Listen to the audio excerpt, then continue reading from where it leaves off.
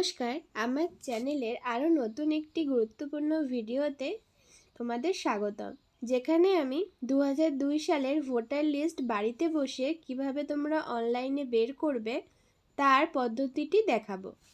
কারণ এর মধ্যেই শুরু হতে চলেছে এসআইআর এর ফর্ম ফিল আপ। যারা এই ফর্মটি ফিল আপ করবে তাদের জন্য 2002 সালের ভোটার লিস্টের কপি থাকাটা খুবই জরুরি, বা রিলেটিভদের ডিটেলস ফিল আপ করার জন্যও কিন্তু এই লিস্টটা খুব জরুরি। আশা করছি এই ভিডিওটি দেখলেই তোমরা নিজেদের লিস্টটা বাড়িতে বসেই নিজেরা ফোন থেকে বের করে নিতে পারবে। তো চলো ভিডিওটি শুরু করা যাক। আসলে আমার শরীরটা প্রচণ্ড খারাপ, তার জন্য ভয়েসটা একটু এরকম আসছে, সেটা একটু অ্যাডজাস্ট করে নিও প্লিজ, এটা তোমাদের কাছে অনুরোধ রইল।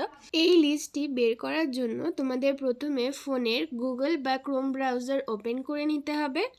তারপর সার্চ করতে হবে ceo.westbengal.wb.gov.in। তো এটা হলো অফিসিয়াল ওয়েবসাইট, আমি ডেসক্রিপশনে তোমাদের লিংক দিয়ে দেবো, সেখান থেকেও কিন্তু তোমরা ডাইরেক্ট এই ওয়েবসাইটে চলে আসতে পারবে। দেখো এখানে ইলেকটোরাল রোল 2002 ভোটার লিস্ট বলে আছে, আর নিচে একটু স্ক্রল করে নিচের দিকে আসতে হবে। এখানে আসলে তোমরা দেখতে পাবে ডিস্ট্রিক্টে নিজস্ব ডিস্ট্রিক্ট তোমরা সিলেক্ট করে নেবে। আমি এখানে নদিয়া সিলেক্ট করে নিলাম। নদিয়ার উপর ক্লিক করতে হবে। ক্লিক করার পর দেখো এখানে আমাদের নদিয়ার সব এখানে লিস্ট চলে এসেছে, যেখানে যার দরকার। আমি এখানে রানাঘাট পূর্বটা সিলেক্ট করে নিলাম। তোমাদের যেটা অ্যাসেম্বল মানে বিধানসভা যেটা রয়েছে সেটা তোমরা সিলেক্ট করে নেবে, এবং এইখানে তোমাদের সিলেক্ট করে নিতে হবে তোমাদের কোথায় ভোট হয়েছিল 2002 সালে, কোন স্কুল বা কোন ইনস্টিটিউশনে, এটা তোমরা এখান থেকে কিন্তু দেখতে পারবে।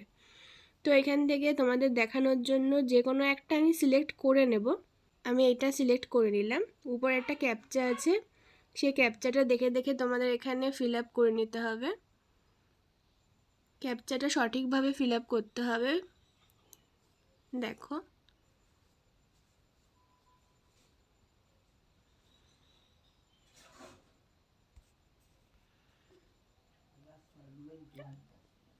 আমি ক্যাপচা ফিল আপ করার পরই কিন্তু এটা বেরিয়ে গেছে, এবং এটা বেরিয়ে যাওয়ার পর দেখো এখানে পুরো লিস্ট রয়েছে।